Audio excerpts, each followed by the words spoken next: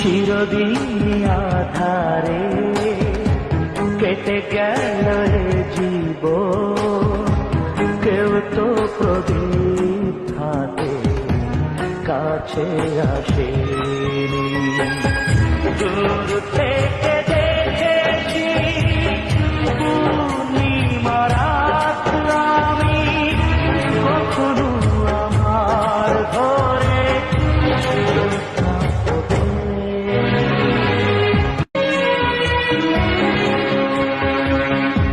চিরদিন আধারে কেটে গেল জীব, কেউ তো প্রদীপ হাতে কাছে আসেনি। দূর থেকে